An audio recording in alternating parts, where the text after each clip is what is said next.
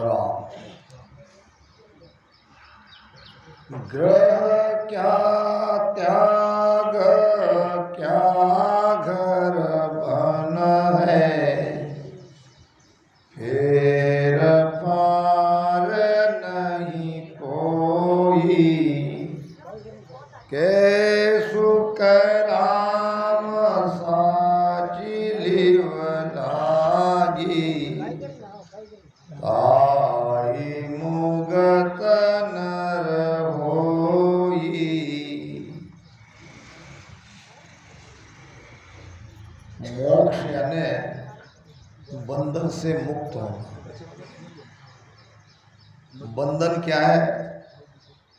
बंधन है तीन गुणों का, त्रिगुणी माया का। ये माया ने इस जीव को सब तरफ से घेर रखा है। माया घेरियो जीव को बहुविध कला बनाए। अभी हम पिछले 15 दिन से गुरुधाम जाकर आए। वहां तक तो माया का प्रभाव निष्प्रभ था, मगर जैसे ही हम अपने घर परिवार में वापस जाने के लिए आए तो माया और अपना जाल बिछाती ही है, क्योंकि ये जीव बंधा हुआ है। बहु बंधन से बंध गया एक बिचारा जीव, जाय न सके छूट कर जे न छुड़ावे पीव। जब तक राम जी की कृपा नहीं होगी ये बंधन से हम नहीं छूट सकते, और ये बंधन ही हमें बार बार मृत्यु की तरफ ले जाता है। बार बार हमारा जन्म हो रहा है। तो ये बंधन से मुक्त होने के लिए एक ही उपाय है, सुमिरन। और सुमिरन ऐसा करो, महाराज ने कहा है, ग्रह क्या त्याग क्या घर बन है, फेर फार नहीं कोई भी। आप गृहस्थी हो कि आप त्यागी हो, इससे कोई फर्क नहीं पड़ता। ग्रह का त्याग क्या घर बन है, फेर फार नहीं कोई। कै सुखराम साची लिव लागी। सच्ची लीव, सच्ची लगन लगनी चाहिए, और सच्ची लगन सच्ची लीव लगते ही आप धीरे धीरे इस बंधन से मुक्त हो जाओगे। हम सब टाकला जाके आए सदगुरु किशनदास जी महाराज के धाम पर। जैसे ही खिवसर से हम टाकला आए, एक बहुत बढ़िया मंदिर वहाँ पे बना हुआ, रामधाम बना हुआ था। और ये सदगुरु किशनदास जी महाराज अनंत श्री दाता दरियाव जी महाराज के शिष्य थे। 8 प्रमुख शिष्य दाता दरियाव जी महाराज के थे। उसमें सदगुरु किशनदास जी महाराज से हमारी शाखा सदगुरु सुखराम जी महाराज तक आई, और उसके बाद में सेठ साहब राधा किशन जी महाराज से हमारे तरफ ये ज्ञान का प्रसार प्रचार हुआ। दरियाव जी महाराज के बाद हम किशनदास जी महाराज को धिंडवा करते हैं। किशनदास जी महाराज के शिष्य थे हरिदास जी महाराज, जो कि उनके भांजे थे। हरिदास जी महाराज के शिष्य सावलदास जी महाराज थे। भोजास में रामदाना उनका है। खिवसर के पास ही था, समय अभाव के कारण हम नहीं जा सके। और सावलदास जी महाराज के शिष्य थे संत श्री ब्रह्मदास जी महाराज, और ब्रह्मदास जी महाराज के शिष्य अनंत सुख सम्राट सदगुरु सुखराम जी महाराज। इस तरह से ये संत सदगुरु किशनदास जी महाराज से हम जुड़े हुए हैं। और ये बहुत बढ़िया मौका हमें आज मिला है कि उनकी वाणी जी हमारे सम्मुख है। आज उन्हीं की वाणी के आधार से ये सत्संग यहाँ पे होगी। आइए महापुरुष क्या फरमाते हैं। गाफल कयो रे मान मन मेरा, गाफल कयो रे मान मन मेरा, आज काल के पाँच साता, आज काल के पाँच साता, जम लूटेगा डेरा, गाफल कयो रे मान मन मेरा, गाफल कयो रे मान मन मेरा, धर्मन ध्यानी ज्ञान अबूझी, काज करे पूर्ण तेरा, मेरे राम काज करे पूर्ण तेरा, मानत नाही गुरा का बाय, मानत नाही गुरा का बाय, मदचक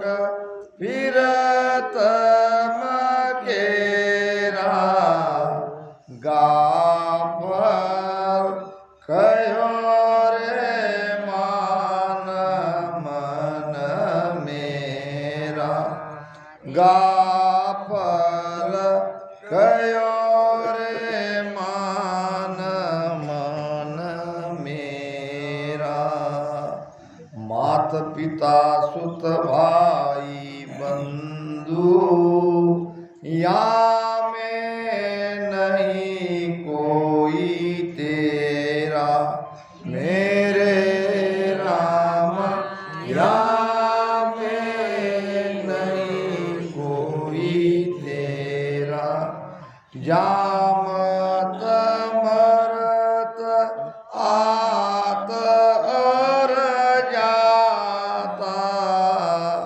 जामत मरत आत और जाता, दिन दस लिया बसेरा, गाफल कयो रे मान मन मेरा, गाफल कयो रे मान मन मेरा, मूर्ख पचे माल के ताई, बिन जर किया बखेरा, मेरे राम बिन जर किया बखेरा, दापत ना लाक पर लेको, दापत ना लाक पर लेको, या सो चावे गण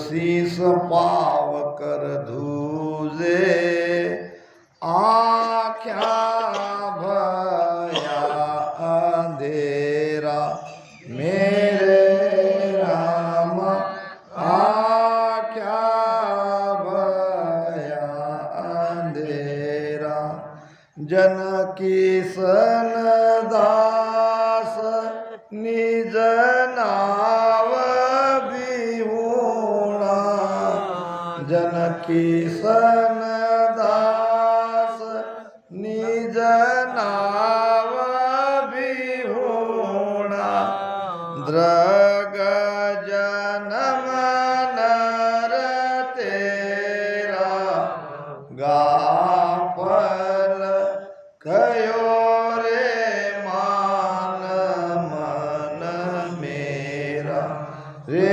गाफल कयो रे मान मन मेरा आज काल के पाचा साता आज काल के पाचा साता जम लुटेगा डेर मन गाफल कयो मन मेरा गाफल कहो रे मान मन मेरा गाफल यानी बेसावत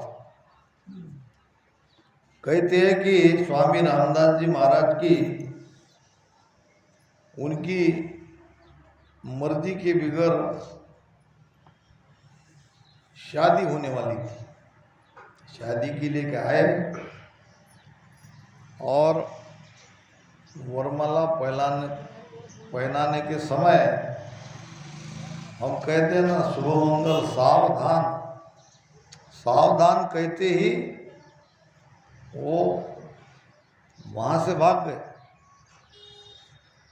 लोगों ने पूछा क्यों भागे तो आपने ही तो कहा सावधान मैं तो अभी तक बेसावत था आपने मुझे सावधान किया और फिर ध्यान सुमिरन किया परमात्मा की भक्ति करी तो हम सावत कब होंगे मन रे कहो मान मन मेरा संतों का कहना मानो हमारे मन से मान के अभी तक ये स्थिति हमारी हो गई अब संत कहते क्या है क्या मानना है संतों का कि आज काल कै पाचा साता जम लुटेगा डेरा कि हमको यहाँ से जाना है एक दिन ये संसार को जगत को छोड़ना है क्योंकि हम मृत्यु लोक में है ये भी तय नहीं है वो दिन कब आएगा आएगा जरूर वो आज भी हो सकता वो कल भी हो सकता 7 दिन के अंदर सबको यहाँ से जाना है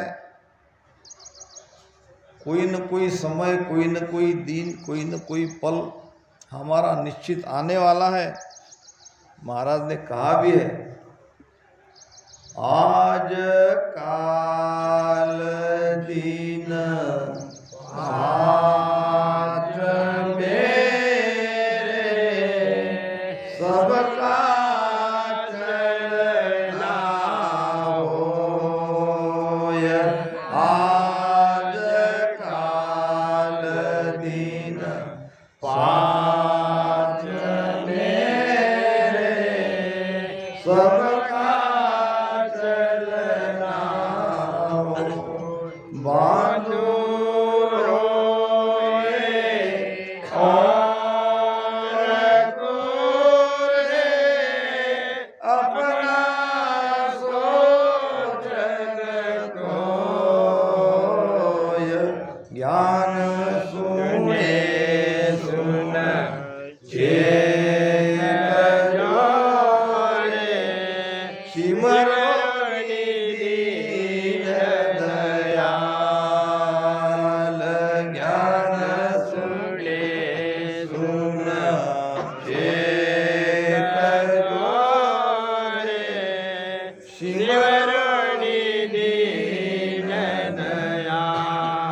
को जाना है, ये घर खाली करना है। जैसा ये घर है वैसा ये भी घर है। धर्म न ध्यानी ज्ञान अबूझी। न तो हमने ज्ञान किसी के पास जाके पूछा, न तो किसी धर्म को माना, उसको धारण किया, न भजन सुमिरन किया। काज करे कुण तेरा, फिर आपको कौन बचाएगा काल से, जम से कौन छुड़ाएगा।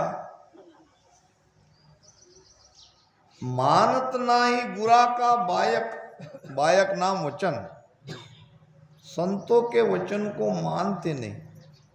मानत नाही गुरा का बायक, मदछक फिरत मकेरा। जैसे एक नशा, जवानी एक नशा ही तो है, और उस नशे में हम जैसे एक नशेड़ी नशा करके नशे में किसी को कुछ नहीं समझता, उसी प्रकार हम भी बालक से जवान होते हैं और जवानी में सब भूल जाते हैं। 4 दिना की जोर जवानी, आदे कर मत भूलो, आदेसी दगो इण काया में। ये जवानी दगा देने वाली है, बुढ़ापा आने वाला है, मृत्यु निश्चित है। तो 4 दिन के इस जवानी में राम जी को मत भूलो, परमात्मा को मत भूलो। मानत नाई गुरा का बायक, मद छक फिरत मकेरा। जैसा एक नशेड़ी नशा करके उसमें मगन रहता है, इसी प्रकार हम ये संसार के सुख में मगन है। ये भूल गए कि हम क्यों यहाँ आए, क्यों हमें परमात्मा ने मनुष्य शरीर में हमें भेजा, और हम यूं ही हमारी अनमोल बहुमोल सासा व्यर्थ गंवा रहे हैं। मात पिता सुत भाई बंधु, यामे नहीं कोई तेरा। ये मोह बड़ा दुखदाई है। भगवान गौतम बुद्ध को एक व्यक्ति उनके पास आया, कहने लगा, भगवान मैं बहुत दुखी हूँ, क्या आपके पास मेरे दुख का कोई इलाज है। भगवान बुद्ध ने कहा, हाँ है। अगर अभी के अभी तुम सुखी होना चाहते हो तो मोह को त्यागो। ये मोह ही दुखदाई है। ये मोह के कारण हम ये संसार में लगे हुए हैं। महाराज ने मोह के बारे में कहा है, मोह का बंधन साबड़ा, सबड़ी कर मारी को। मोह का बंधन साबड़ा, सबड़े कर मारी को। काम कटक बारी, घनो करड़ी नारी विमोद। काम कटक बारी, घनो करड़ी नारी विमोद। किस विद मिले हो नाम सुहाड़ा, मेरी अपार। जब चाह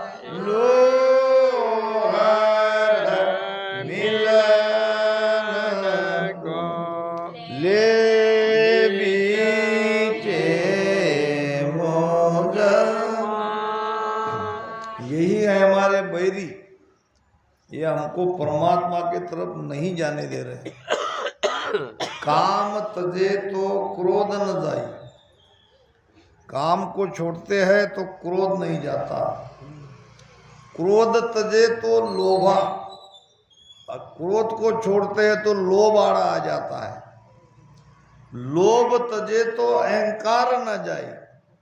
अब कोई काम को भी छोड़ दे, क्रोध को भी छोड़ दे, लोभ को भी छोड़ दे, तो ये अहंकार आके बीच में खड़ा होता है।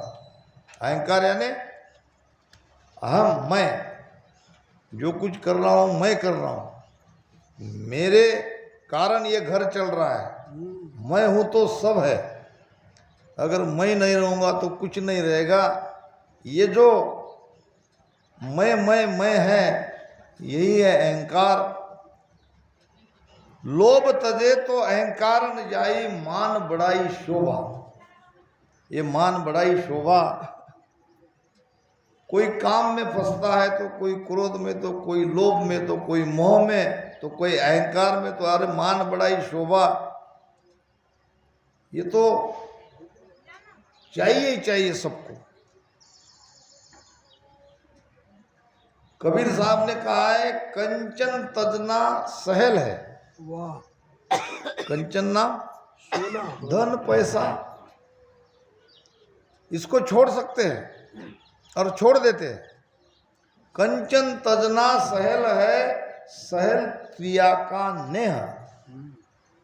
अपनी स्त्री को भी छोड़ना आसान है, पैसा धन को भी छोड़ना आसान है।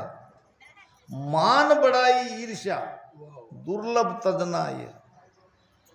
अब जिसने इतना त्याग किया है, धन का त्याग किया, घर परिवार का त्याग किया, स्त्री का त्याग किया, वो कहाँ अट गया? मान बढ़ाई शोभा में अटक गया। तो मान बढ़ाई शोभा से दूर रहो। क्यों? कि ये अंततः दुखदाई है। लोभ तजे तो अहंकार न जाई, मान बढ़ाई शोभा। ये सारे बंधन है, हमको इस सारे बंधन से मुक्त होना है। मात पिता सुत भाई बंधु, मोह यानी मेरा मेरा मेरा, ये मेरा मेरा करते करते ये जीव ये माया में फंसा रहता है। हमारे महाराज श्री ने कहा है, ना कोई तेरो ना तू काहूं को, ना कोई तेरो ना तू काहूं को, झूठे चित नहीं दीजे बे, झूठे चित नहीं दीजे बे। कैसो कराम सा मज मन मेरा, कैसो कराम सा मज मन मेरा। हर बद विलंबना कीजे बे, हर बद विलंबना कीजे। ना कोई तेरो, कोई किसी का नहीं है, सब हम, ये संसार एक बाजार है, यहाँ हम लेना देना व्यापार करने के लिए आए हैं। कर्म के कारण हम एक परिवार में आए हैं, और वो कर्म का लेना देना मिट जाएगा तो हम चले जाएंगे। जैसे हम बाजार में जाते हैं और जो चाहिए वो खरीद के ले आते हैं, फिर बाजार को छोड़ देते हैं, इसी प्रकार ये जीव कर्मवश एक परिवार में बंधा है, और जैसे ही लेना देना मिट जाएगा वो अपना निकल जाएगा। तो इसमें फंसो मत, इसको मेरा मेरा मत कहो, प्रेम तो करो, छोड़ना नहीं है। जितना प्रेम कर सकते हो घर परिवार से, माता पिता से, बेटा बेटी से प्रेम करो, मगर बीच में भीतर में हाँ ये याद रखो कि ये कोई मेरे नहीं है। जैसा कि मैं हमेशा कहता हूँ, राम राम साहब, एक खुर्चिला भाई साहब, सदगुरु सुखराम जी महाराज ने राम राम साहब, जैसे कि राम राम राम राम राम साहब आइए। हमारी माता जी का आगमन हुआ है, बैठे। तो पुराने जमाने में राजा महाराजा और उनकी रानियां जब बच्चा होता था तो रानियां दूध पिलाने के लिए, बच्चे की परवरिश करने के लिए दाई रखती थी। दाई समझते हो ना? हो अब वो दाई का काम क्या? दाई का काम रानी महारानी के बच्चे को दूध पिलाना, अपना दूध नहलाना और सब कुछ, कपड़े पहनाना, उसको खिलाना, सुलाना, सब कुछ करती थी। अब जब कोई अपना दूध पिलाती है तो प्रेम तो उसे लगा ही रहता है, बहुत प्रेम करती थी, मगर सदा ध्यान ये रखती थी कि ये बच्चा मेरा नहीं है, जिसको मैं दूध पिला रही हूँ अंततः ये मेरा बेटा नहीं है। तो इसी प्रकार हमको दाई के जैसे हमारे परिवार में रहना है, सबको प्रेम तो करना है, मगर ये भीतर में समझना है कि इनमें से कोई भी मेरा नहीं है। आत्मा का तो एक ही है, परमात्मा, और हम सब आत्मा है। हम शरीर नहीं है, हम मन नहीं है। तो ये ना कोई तेरो ना तू काहू को झूठे चित नहीं दीजे बे, इसमें चित मत लगाओ, चित लगाओ सुमिरन में। ये एक लड़का था, सत्संगी था और गुरु बनाया था, और रोज गुरु के आश्रम में जाता था। सत्संग के पहले जाके कुछ सेवा भी वहाँ करता था, और सत्संग होने के बाद भी बहुत देर तक वहाँ रुकता। जो कोई काम वहाँ करने के लिए उनको दिखता तो वो करके आ जाता था। गुरु महाराज बहुत प्रसन्न थे। एक दिन आके कहने लगा, गुरुजी माता पिता ने मेरी सगाई कर दी है। तो गुरु ने कहा, ठीक है बेटा, ब्याह तो सबको करना ही है, करो। फिर एक दिन ब्याह भी हो गया। अब ब्याह होने के बाद 8-10 दिन बाद वो आश्रम में आया और कहने लगा, गुरुजी अभी थोड़ी शादी हुई है, बीच में 8-10 दिन नहीं आ सका। गुरु ने कहा, कोई बात नहीं बेटा, चलता ही है। अब फिर महीनों महीनों, 2-2 महीनों, 3-3 महीने तक आश्रम में नहीं जा रहा। एक दिन आया, गुरु के कहा कि अब गुरुजी समय नहीं मिलता है, घर गृहस्थी की झंझट इतनी बढ़ गई है, कोई बात नहीं, सब पे ऊपर ये आता ही है। ठीक है, ठीक है कहा। फिर सालों नहीं आया। सालों बाद आने पर फिर गुरु ने कहा, बेटा जिसके मोह में तुम गुरु को भी दूर कर रहे हो, पहले ये जान तो लो वो तुम्हारे अपने है कि नहीं है। वाह, तो शिष्य ने कहा, गुरु महाराज आप ही कोई उपाय बताएं।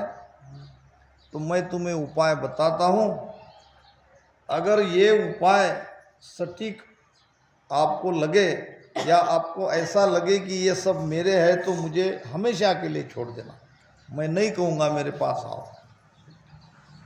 तो फिर उसने कहा कि तुमको मैंने एक योग की क्रिया ऐसी सिखाई थी जिसके द्वारा शरीर तुम्हारा एकदम निष्प्रभ हो जाता है, वो कला को जानते हो?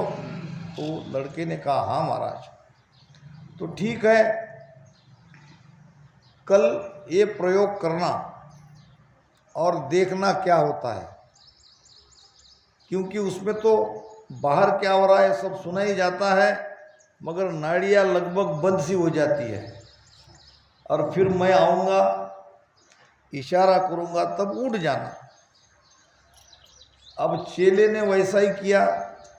दूसरा दिन निकलते ही सुबह सुबह उन्होंने योग क्रिया से अपने शरीर को ठंडा कर लिया। अब पत्नी नई नई दुल्हन थी, हाथ लगाया, देखा कोई हलचल नहीं। चिल्लाती हुई अपने सास के पास गई, माता जी तुम मेरा बेटे को देखो क्या हुआ। माता जी भाग के आई, देखा तो बेटा तो एकदम मरा हुआ उनको लगा, शरीर ठंडा पड़ा। पिताजी आए, फिर आजू बाजू के लोग आए, रोना पिटना शुरू हो गया। अब ये सब सुन रहा था। फिर कुछ देर बाद गुरुजी आए, क्या हुआ क्या हुआ, तुम्हारा चेला मर गया, ऐसे कैसे हुआ। तो उन्होंने सबको शांत किया, चिंता मत करो, मेरे पास एक जड़ी है। राम जी ने चाहा तो तुम्हारा बेटा जीवित हो सकता है, जरा दूध लाइए। काफी लोग भी जमा हो गए और दूध में उन्होंने कुछ राख और कुछ जड़ी मिला दी, कुछ मंत्र विंत्र भी फूंक दिया और कहा कि भाई ये अगर कोई दूसरा पिएगा तो वो तो मर जाएगा मगर बेटा जीवित हो जाएगा। अब बताओ कौन है इसके लिए मरने के लिए। तो सबने पिताजी की तरफ देखा, बूढ़ा हो गया था। पिताजी को कहा कि ये लो, बेटे के बदले में आप चले जाओ, ले लो ले लो। पिताजी ने कहा नहीं, अभी मैं इतना बूढ़ा नहीं हुआ हूँ, जीने की उम्मीद मेरे में और है, और बहुत कुछ काम ऐसा है कि जो केवल मैं ही कर सकता हूँ, खेती की देखभाल हो और हो।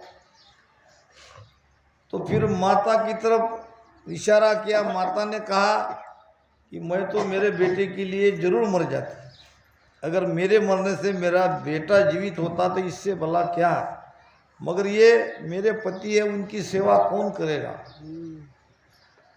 माता ने भी एक तरह से मजबूरी बताई। फिर बात आई पत्नी की तरफ। पत्नी को कहा कि भाई तुम मर जाओ अब तुम्हारे पति के लिए। पत्नी कहने लगी मैं मर गई तो मेरा क्या लाभ, ये तो दूसरी शादी करेगा। सब सुन रहा था। फिर गुरु महाराज ने लोगों की तरफ देखा, आप में से कोई है। 1 मिनट में सारे भाग गए, कौन पिया और कौन मरे।